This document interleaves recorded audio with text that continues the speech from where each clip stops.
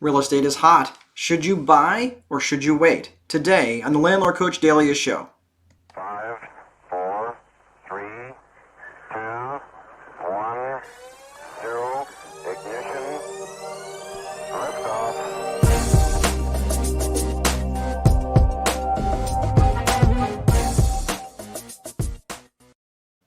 Hey everyone, welcome to the Landlord Coach Daily Show. My name is Mark Dolfini, your host and Landlord Coach. It is good to see you.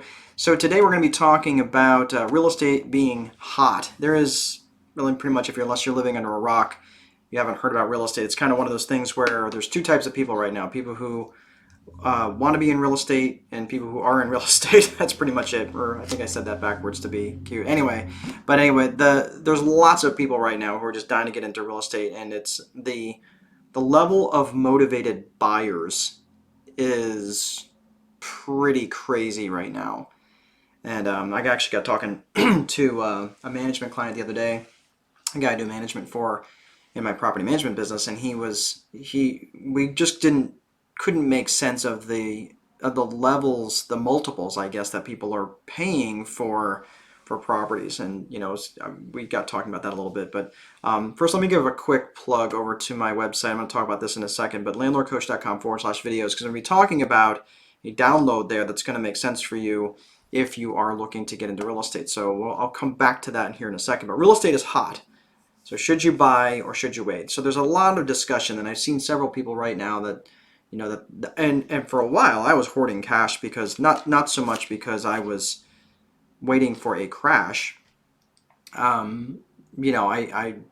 don't really try to time the market that way, but I was hoarding cash for lots of different reasons, mostly because I just didn't see a lot of things out there that were great deals. I just didn't want to have to dig through them that hard. But real estate prices have been on a tear, and there's a couple of components that are adding to that over and over. And there's also some economics that lend to the fact that there's no reason for there to be a crash. So let's go over those real quick.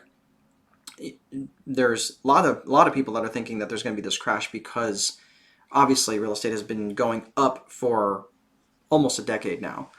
And they're thinking, well, real estate is overheated, it's due for a correction, and I'm sitting on the sideline waiting for a crash, and that's when I'm going to swoop in and buy it. Well, they're waiting for 2011, 2012 to happen all over again.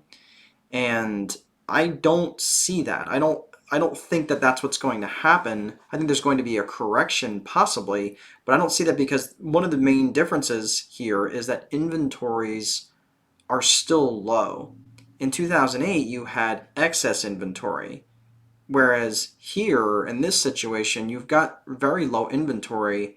Just ask any real estate agent, and they'll tell you that the level of inventory is, in many markets, it's below 30 days, which is it's showing how quickly things that are hitting the market that are selling very, very quickly.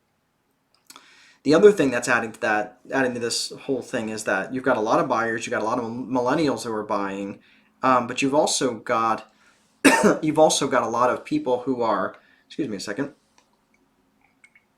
you've also got a lot of people that are buying with very cheap money.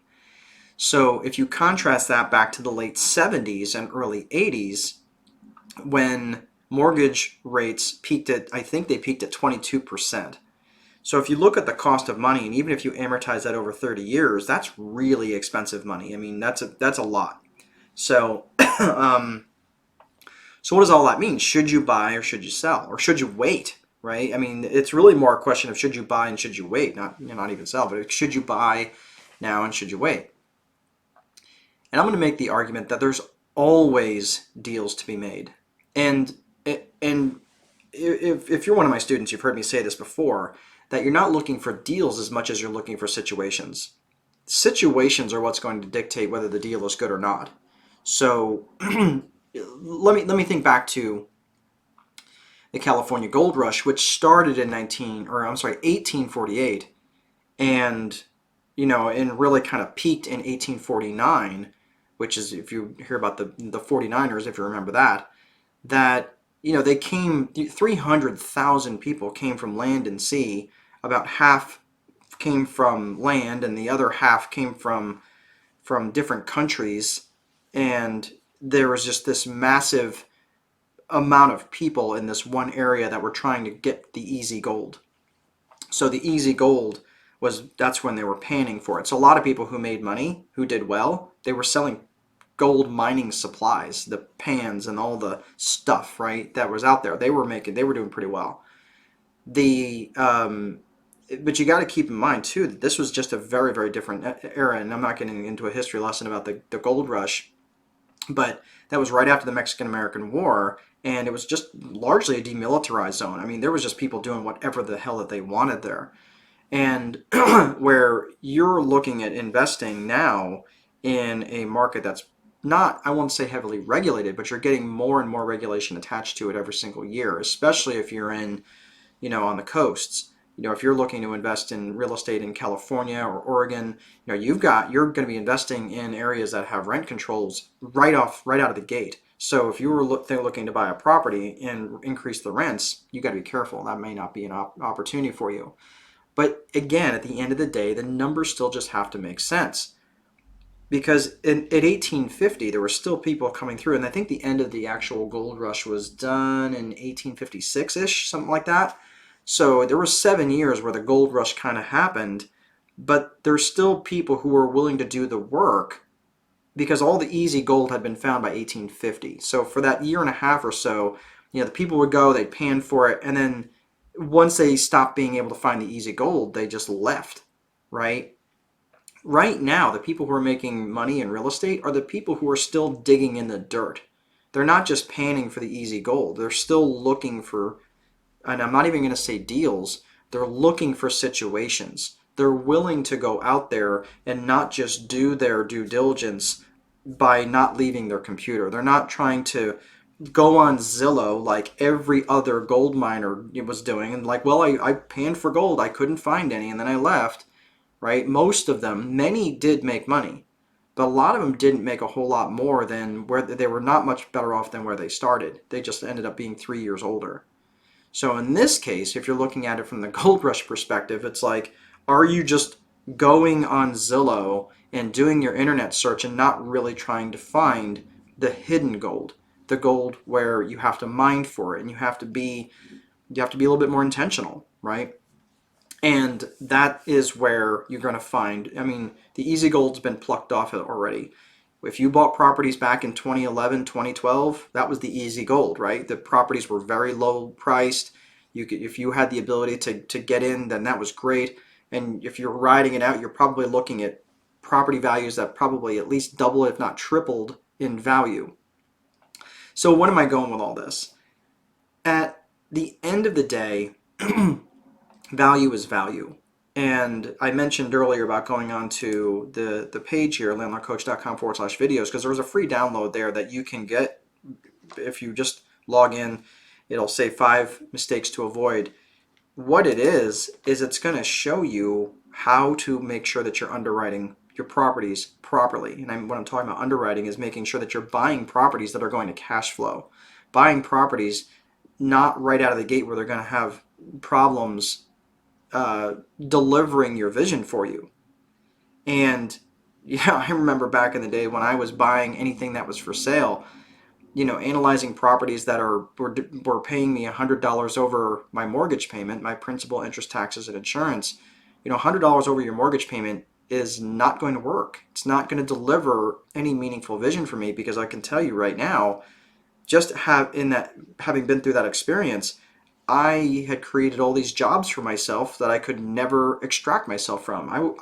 There was no way I could have ever paid anybody to manage the property for me, because I was buying it based on my labor, there was no way I could have ever turned that over and had them lease the property for me or manage the property for me, do the rent collection for me, handle the maintenance for me. There's no way.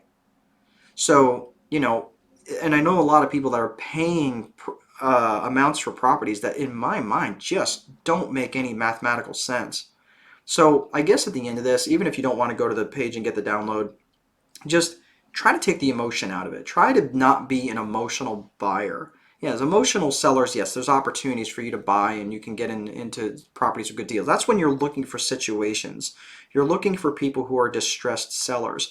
Maybe, you've got someone who inherited a property and they really don't care what they get out of the property. They're just thinking, look, just make me a fair offer. I just want to be done with it. I don't want to have the mental bandwidth to deal with this thing. Let's just find a deal that's acceptable and get it done. There's lots of opportunities like that. And there's people who maybe their families are split, and you've got one person living on one coast and the other half of the family living on the other coast, and the one has to stay there until the house sells. They're very motivated to get the family back together, right? Situations like that happen all the time, but you've got to know where and how to look for them. So that's why I say, like, there are ways to do that. There are lots of wholesalers that are doing this sort of thing, and you're still able to find lots of motivated sellers. But all I would say is, please, please, if you heard nothing else, don't be a motivated buyer. So that's really all I have. So if you'd like to learn more about how to underwrite your properties in terms of doing the cash flow analysis properly, head over to landlordcoach.com/videos and you can get that free download. Fundamentally, I guess the biggest thing is, if you're going to buy property, is it in alignment with your vision? Is that property going to get you closer to your vision, or are you actually just creating another job for yourself that you're actually trying to escape from? So that's pretty much all I have for today. So hopefully you guys have great weekend plans. We are I don't think we have any weekend plans. I know we got baseball game on Saturday, doubleheader, and that's pretty much it. So looking forward to that. Real quick, yeah, I want to make sure if you are in the Atlanta area, you'd like to join me in Atlanta on April 30th, May 1st and 2nd. I'm actually going to be hosting a 2-hour event on each one of those days.